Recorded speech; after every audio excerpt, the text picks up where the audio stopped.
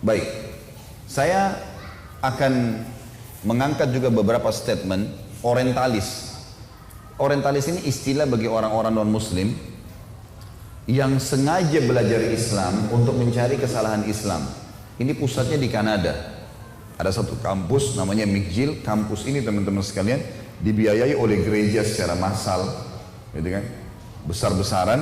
Di sana ada banyak doktor, profesor, hafal Quran, hafal ribuan hadis tapi bukan muslim.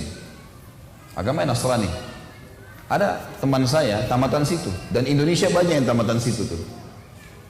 Siapapun dari Indonesia ini yang cum laude, lulus bagus S1, apalagi kalau dari UIN, ya, Universitas Islam Negeri, ini targetnya nih. Dikasih beasiswa ke Kanada S2 sama S3, belajar.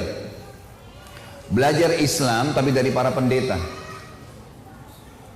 Apa yang terjadi? Dibolak-balikan ayat Al-Quran.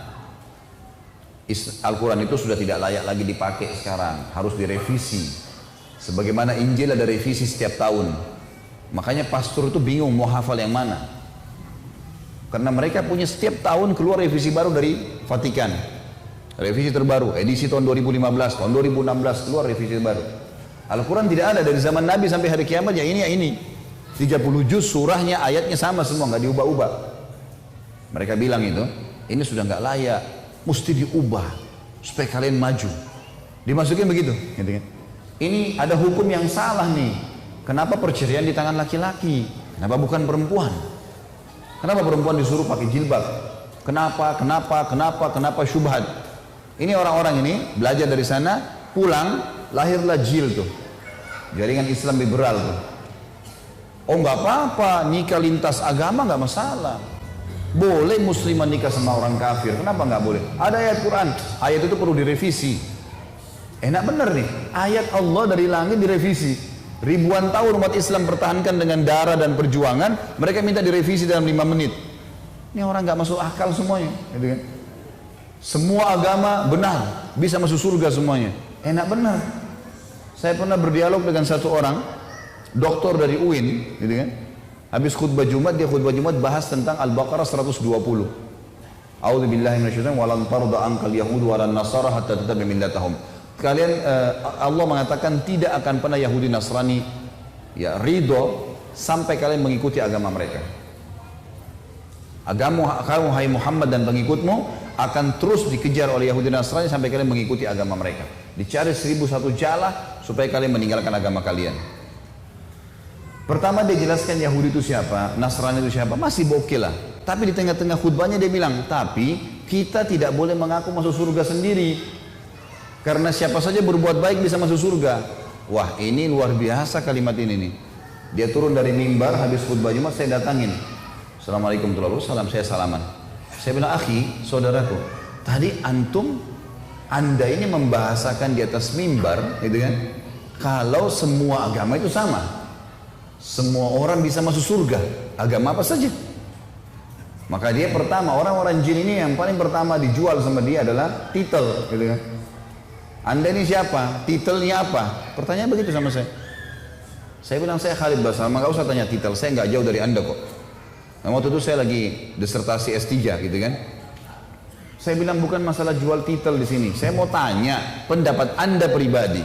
Anda seorang doktor dalam Islam kan? Ngajar di UIN. Waktu itu di Makassar masih IAIN. Ngajar di IAIN ya. Iya. Baik.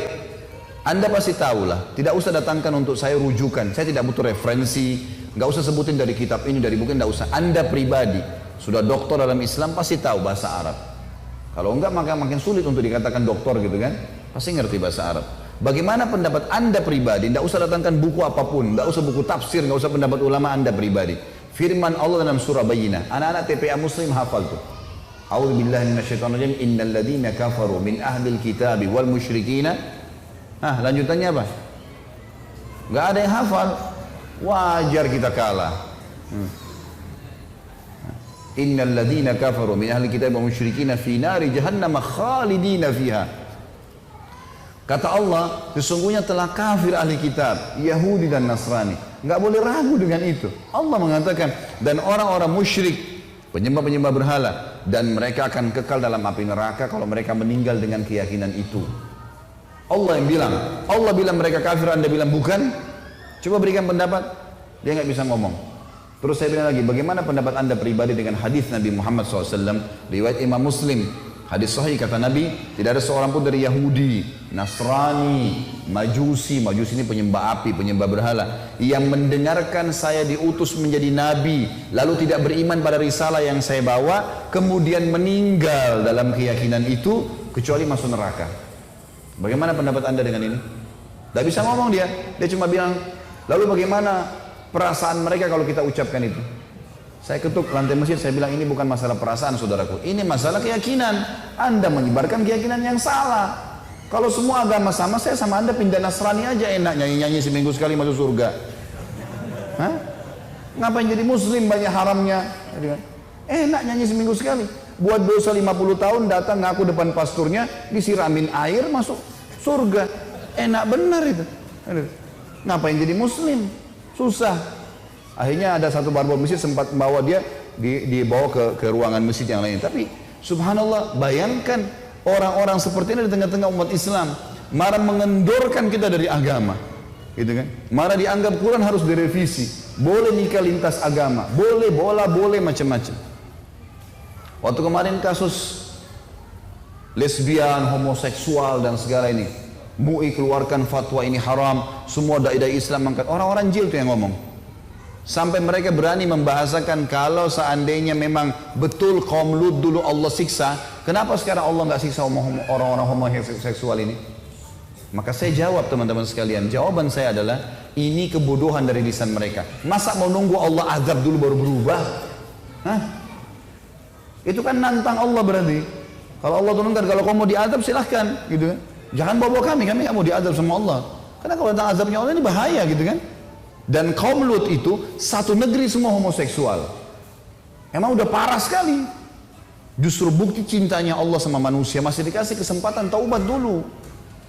Ini kok malah nantang. Buktinya kenapa Allah nggak hukum? Kan itu. Ini bahaya sekali nih. Nah, ini generasi-generasi yang lahir dari kampus-kampus yang sengaja dibentuk oleh mereka untuk itu. Ini fakta sejarah.